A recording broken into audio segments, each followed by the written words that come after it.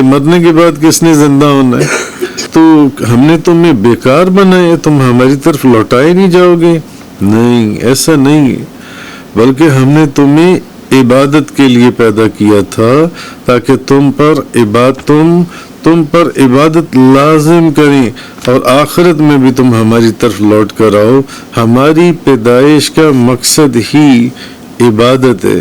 کہ ہم شریعت کے احکام سے آزاد بھی نہیں ہیں اور ہمیں قیامت والے دن اپنے ہر عمل کا حساب بھی بہر صورت ہر حالت میں دینا ہے۔ آپ 24 گھنٹے کن کاموں میں لگے ہوئے ہو، کن کاموں میں مصروف ہو جو ان سے کہ جب نبی کریم صلی اللہ علیہ وسلم کو بھی استغفار کرنے کا حکم فرمایا گیا تو پھر آپ اور میں جو ان سے ہمیں تو آپ سرکار کی سنت کو پورا کرتے ہوئے بہت زیادہ استغفار جو ان سے یہ کرنی چاہیے۔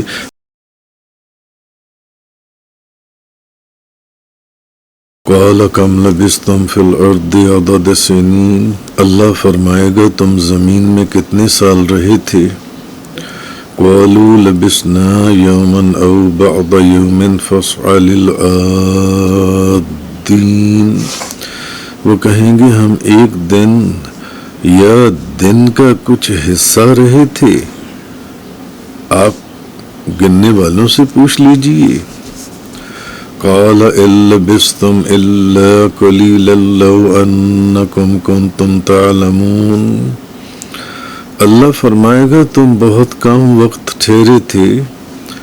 کاش تم نے پہلے جان لیا ہوتا۔ افحسبتم انما خلقناکم عبثا وانکم الینا لا ترجعون، کیا پس تم نے یہ گمان کر لیا تھا کہ ہم نے تم کو فضول پیدا کیا تھا اور تم ہماری طرف نہیں لوٹائے جاؤ گے؟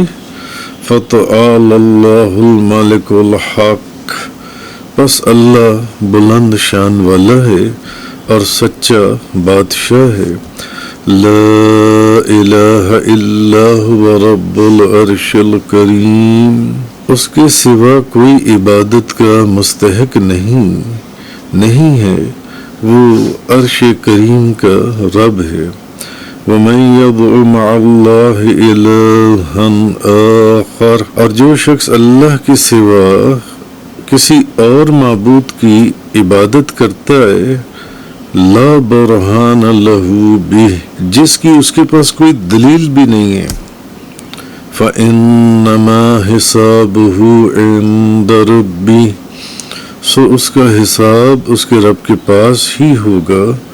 إِنَّهُ لَا يُفْلِحُ الْكَافِرُونَ، بے شک کافر کامیاب نہیں ہوں گے۔ وَقُلْ رَبِّ اغْفِرْ وَارْحَمْ وَأَنْتَ خَيْرُ الرَّاحِمِينَ، اور آپ کہیے اے میرے رب مغفرت فرما اور رحم فرما اور تو رحم کرنے والوں میں سب سے اچھا ہے۔ اب ان آیات کا خلاصہ یہ ہے جو پہلی آیات میں نے تلاوت کی آج سورۃ المومنون کی آیت نمبر 112 سے بیان ہے۔ قال کم لبثتم فی الارض عدد سنین، اللہ فرمائے گا تم زمین میں کتنے سال رہے تھے؟ قالوا لبثنا یوما او بعض یوم فاسأل العادین، وہ کہیں گے ہم ایک دن یا دن کا کچھ حصہ رہے تھے، آپ گننے والوں سے پوچھ لیجئے۔ قال إن لبثتم إلا قليلا لو أنكم كنتم تعلمون، اللہ فرمائے گا تم بہت کم وقت ٹھہرے تھے، کاش تم نے پہلے جان لیا ہوتا۔ اب یہ والی جو آیات ہیں، اللہ تعالیٰ قیامت والے دن کافروں سے، کفار سے فرمائے گا کیا تم دنیا میں اور قبر میں سالوں کی گنتی کے اعتبار سے تمہیں معلوم ہے کہ تم کتنا عرصہ ٹھہرے ہو؟ ذرا یہ تو بتاؤ تم کتنا عرصہ ٹھہرے ہو؟ تو کفار اس سوال کے جواب میں کہیں گے کہ ہم تو یعنی دنیا کے اندر جو یہ جو زندگی ہم تو ایک دن رہے یا ایک دن کا بھی کچھ حصہ ہم ٹھہرے ہیں۔ تو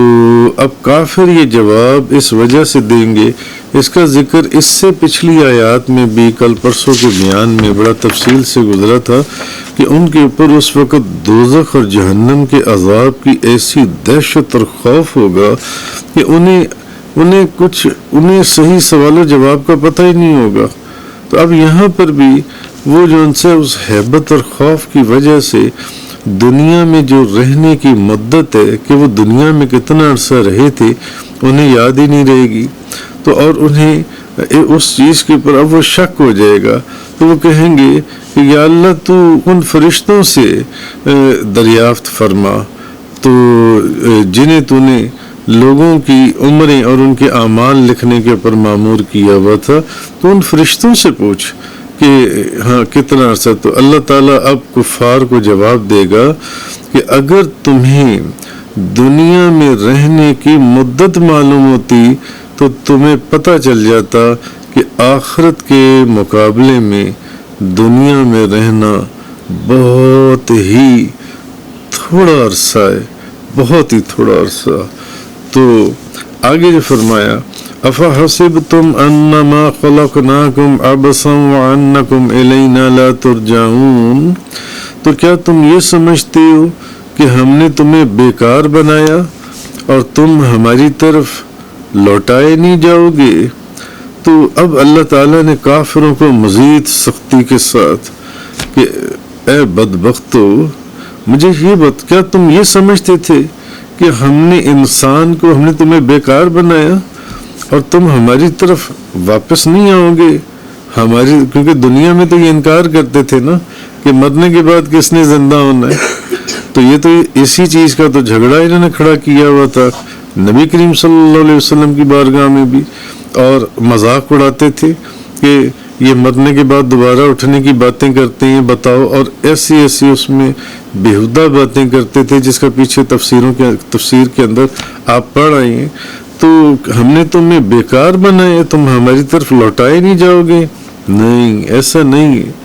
بلکہ ہم نے تمہیں عبادت کے لیے پیدا کیا تھا تاکہ تم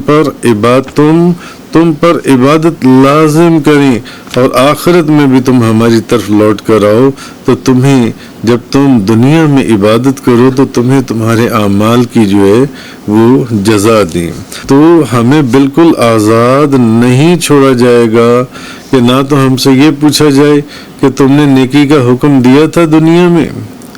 یا نہیں دیا تھا، برائی سے کسی کو روکا تھا یا نہیں روکا تھا، اور نہ ہمیں مرنے کے بعد اٹھایا جائے۔ ایسا نہیں ہے کہ تمہیں کھلی چھٹی دے دی جائے گی جو ان سے ہے، اور نہ ہم سے اعمال کا حساب لیا جائے، اور نہ ہمیں پھر آخرت میں ان اعمال کے اوپر جزا دی جائے جو ہمارے اچھے اعمال ہیں ان کی اور جو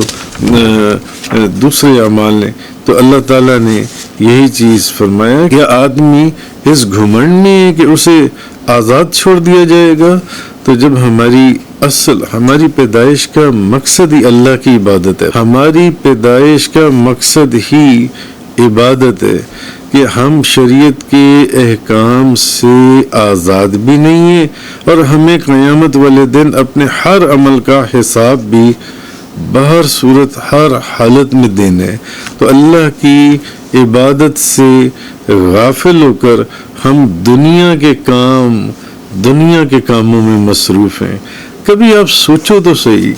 اللہ قرآن میں کیا فرما رہا ہے؟ اللہ کا کلام، اس نے آپ کو اپنی عبادت کے لیے پیدا فرمایا، آپ 24 گھنٹے کن کاموں میں لگے ہوئے ہو، کن کاموں میں مصروف ہو جون سے۔ تو ہماری پیدائش کا جو اصل مقصد ہے وہ اللہ تعالیٰ کی عبادت ہے جن سی، اور ہم شریعت کے احکام سے آزاد بھی نہیں ہیں۔ عبادت کا مطلب یہ نہیں ہے کہ ہم اپنی بیوی کے حقوق پورے نہ کریں، اولاد کے حقوق پورے نہ کریں، جائز طریقے سے جو قرآن اور حدیث شریعت جو ہمیں کہتی ہے، کیونکہ شریعت کے احکامات کی پابندی بھی اصل عبادت ہے۔ اصل عبادت صرف یہ نہیں ہے کہ آپ تسبیحاں پکڑ کے تو تسبیح پڑھتے رہیں جن سے، نہیں، اصل عبادت شریعت کے احکامات کی پابندی ہے جن سے ہے۔ ہمیں قیامت کے دن اپنے ہر عمل کا حساب بھی ہر صورت میں دینا ہے، تو اللہ تعالیٰ کی عبادت سے غافل ہو کر دنیا کے کاموں میں پڑ جانا یہ کوئی عقل مندی کی بات نہیں ہے۔ تو آگے فرمایا فَتَعَالَى اللَّهُ الْمَالِكُ الْحَقُّ لَا إِلَٰهَ إِلَّا هُوَ رَبُّ الْعَرْشِ الْكَرِيمِ، تو وہ اللہ بہت بلندی والا ہے جو سچا بادشاہ ہے،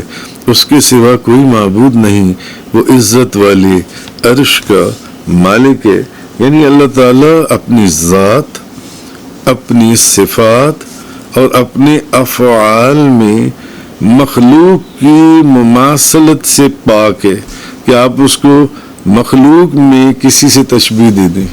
وہ اس چیز سے پاک ہے۔ اللہ تعالیٰ اپنی ذات کے حساب سے بھی،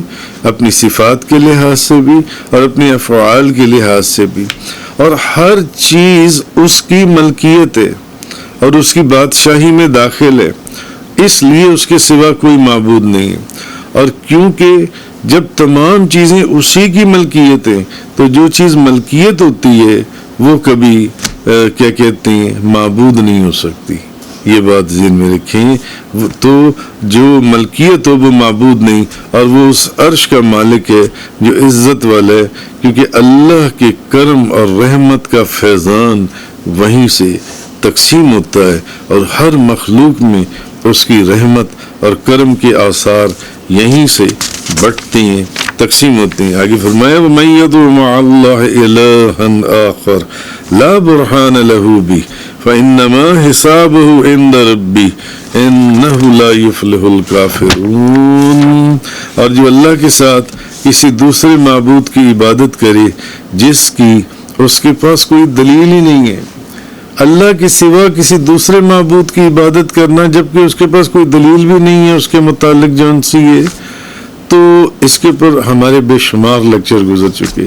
کہ یہ کافر جن دوسرے معبودوں کی عبادت کرتے ہیں ان کے پاس کوئی دلیل ہے ہی نہیں، اس کی کیا دلیل دیں گے ان کی جون سی ہے، نہ وہ پیدا کرنے والے، نہ وہ کسی کو کسی کے نقصان سے اور بے شمار چیزیں بچانے والے۔ بہرحال وَمَن يَدْعُ مَعَ اللَّهِ إِلَٰهًا آخَرَ، جو اللہ کے ساتھ کسی دوسرے معبود کی عبادت کرے، تو ارشاد فرمایا کہ جو اللہ کے ساتھ جس کی عبادت کرنے کے پاس اس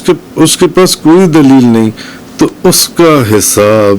پھر اس کے رب کے پاس ہے، اور وہی اسے اس عمل کی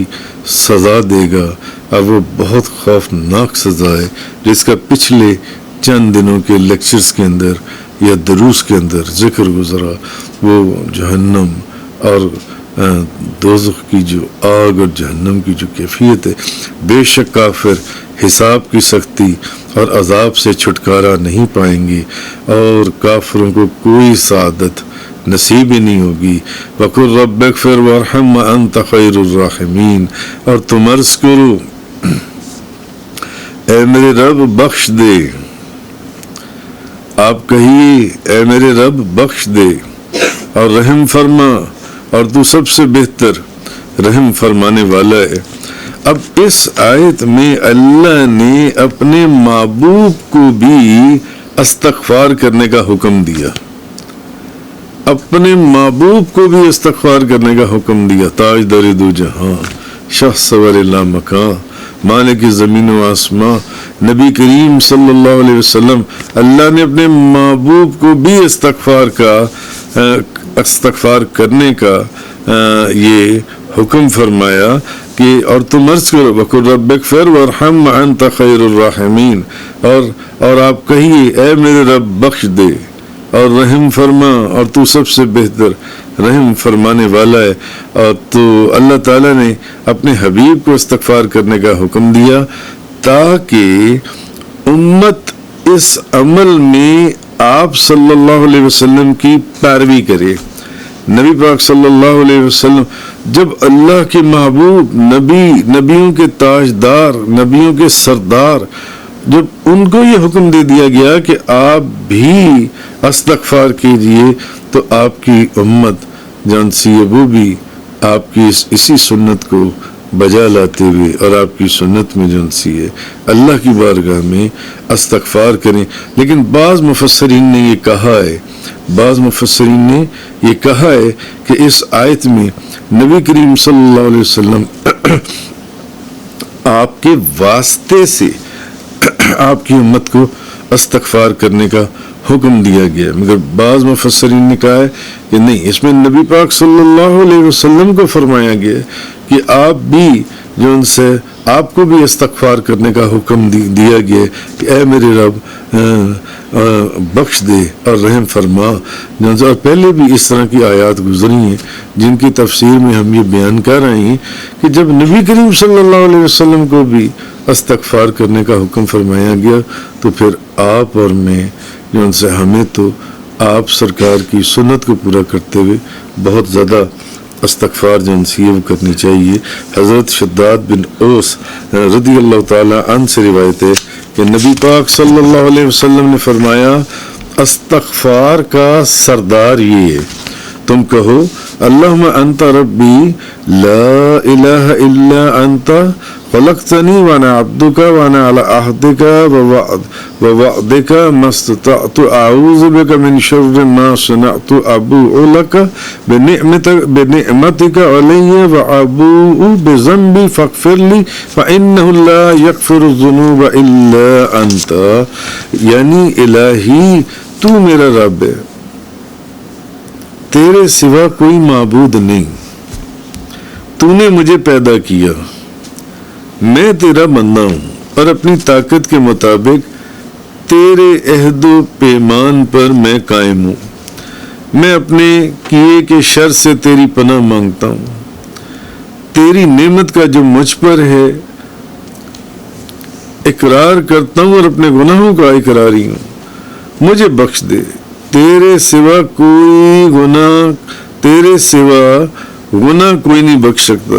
نبی پاک صلی اللہ علیہ وسلم نے فرمایا جو پورے دل کے یقین کے ساتھ دن میں یہ والا استغفار پڑھ لے، یہ والا، اور وہ اسی دن شام سے پہلے مر جائے، وہ جنتی ہے. اور جو پورے یقین کے ساتھ یہ استغفار رات کو پڑھ لے، اگر وہ صبح سے پہلے مر جائے تو وہ بھی جنتی ہے. ایک دفعہ ہی پڑھنا ہے. نبی پاک صلی اللہ علیہ وسلم نے فرمایا جو بندہ پورے یقین کے ساتھ دن میں یہ پڑھ لے اور شام سے پہلے مر جائے تو وہ جنتی ہے، اور رات کو یہ پڑھ لے اور صبح سے پہلے مر جائے تو وہ جنتی ہے جو یہ استغفار پڑھ لے جن سے. بہرحال یہ جو آخری سورۃ المومنون کی یہ جو آخری 4 آیات ہیں، یہ حضرت عبداللہ بن مسعود رضی اللہ تعالی عنہ سے روایت ہے. حضرت عبداللہ بن مسعود ایک شخص کے پاس سے گزرے جو بہت ہی سخت امراض میں مبتلا تھا، سخت بیماریوں میں مبتلا تھا. حضرت عبداللہ بن مسعود رضی اللہ تعالی عنہ انہوں نے اس کے کان میں یہی آخری 4 آیات پڑھ دی. کون سی 4 آیات؟ افحسبتم انما خلقناکم عبثا وانکم الینا لا ترجعون فتعالی اللہ الملک الحق لا الہ الا هو رب العرش الکریم ومن يدع مع اللہ الہا آخر لا برہان له به فانما حسابه عند ربی انه لا يفلح الکافرون وقل رب اغفر وارحم وانت خیر الراحمین. یہ جو افحسبتم سے آخری 4 آیتیں ہیں حضرت عبداللہ بن مسعود نے اس کے کان میں پڑھ دی. وہ بندہ اسی وقت ٹھیک ہو گیا. اسی وقت نبی پاک صلی اللہ علیہ وسلم نے حضرت عبداللہ بن مسعود سے پوچھا کہ بھئی تم نے اس کے کان میں کیا پڑھا ہے؟ تو انہوں نے پھر عرض کیا کہ میں نے یہی سورۃ المومنون کی آخری 4 آیات ہیں وہ پڑھی ہیں. تو نبی پاک صلی اللہ علیہ وسلم نے فرمایا قسم ہے اس ذات کی جس کے قبضہ قدرت میں میری جان ہے، اگر کوئی آدمی پورے یقین والا ہو یہ آیات پہاڑ پر پڑھ دے تو پہاڑ بھی اپنی جگہ سے ہٹ جائے گا. اگر یہ 4 سورۃ المومنون کی آخری 4 آیات پہاڑ پر بھی پڑھ دے پورے یقین کے ساتھ تو پہاڑ جگہ دے دے گا، پہاڑ اپنی جگہ سے ہٹ جائے گا۔ اور ایک اور سند کے ساتھ یہی ایک اور اسی حدیث کو جو بیان کیا گیا کہ ابن ابی حاتم میں ہے کہ ایک بیمار شخص جس کے اندر کوئی جن تھا یا کوئی جن اس کو تنگ کرتا تھا، تو حضرت عبداللہ بن مسعود کے پاس آیا تو آپ نے یہی 4 آیات افحسبتم انما خلقناکم عبثا وانکم الینا لا ترجعون جی آخر تک، آخری 4 آیتیں جو ان سی ہیں، آپ نے یہ 4 آیتیں اس کے کان میں تلاوت کر دی تو وہ بندہ اسی وقت وہ بندہ بالکل ٹھیک ہو گیا۔ تو نبی پاک صلی اللہ علیہ وسلم سے اس کی بارگاہ میں جب اس کا ذکر آیا تو نبی پاک صلی اللہ علیہ وسلم نے پوچھا عبداللہ تم نے اس کے کان میں کیا پڑھا تھا؟ تو آپ نے فرمایا، آپ نے بتایا کہ یہی والی 4 آیات میں نے یہ پڑھی تھی۔ تو نبی پاک صلی اللہ علیہ وسلم نے فرمایا تم نے یہ آیتیں اس کے کان میں پڑھ کر اسے جلا دیا، واللہ ان آیتوں کو اگر کوئی یعنی کہ اگر کوئی با ایمان اور پورے یقین کے ساتھ شخص کسی پہاڑ پر بھی پڑے تو وہ بھی اپنی جگہ سے ہٹ جائے گا۔ ان 4 آیات کی کے اندر یہ اللہ نے طاقت اور برکت اور رحمت رکھی ہے۔ وآخر الدعوانا ان الحمدللہ رب العالمین۔ تفسیر قرآن کا یہ لیکچر انگلش میں سننے کے لیے براہ کرم ڈسکرپشن میں موجود لنک پر کلک کریں۔